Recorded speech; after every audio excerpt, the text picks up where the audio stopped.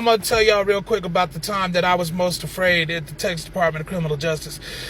I was working on EPOD and I was doing my cell searches, and keep in mind there's supposed to be two rovers down there and stuff. So there's supposed to be two guys working on the floor,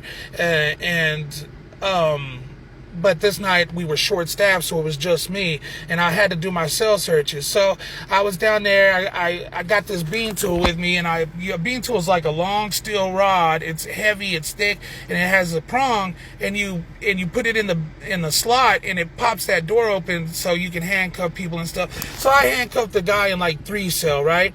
And I look over there up into the picket, and I make kind of eye contact with this old man boss, and he's an older guy pushing damn 70. He's dead now.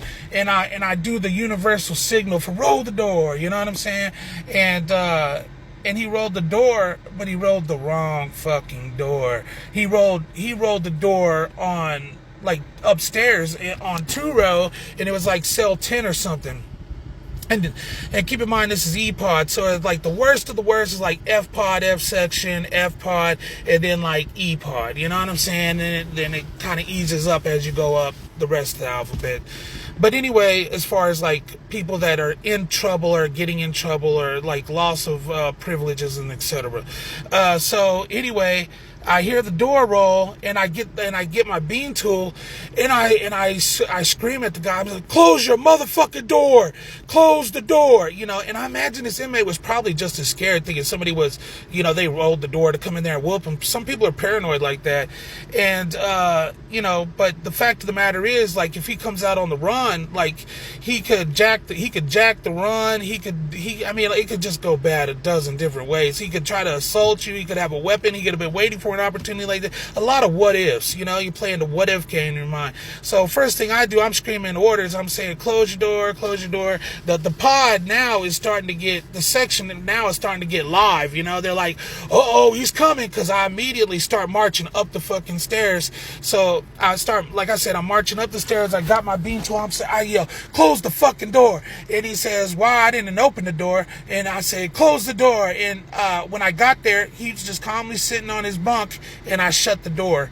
And I mean, it was just, it sucked, right?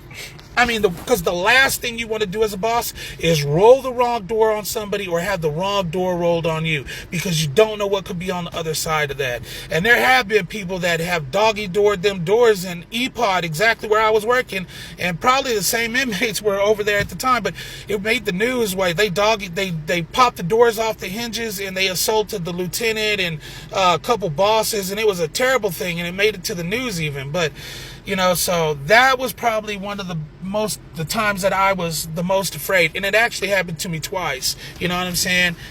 There's a lot of little things like where your butthole puckers lots of times when doors start closing behind you and you're just in there. But yeah, that's it, man. That was one of the times I was most scared out there, man.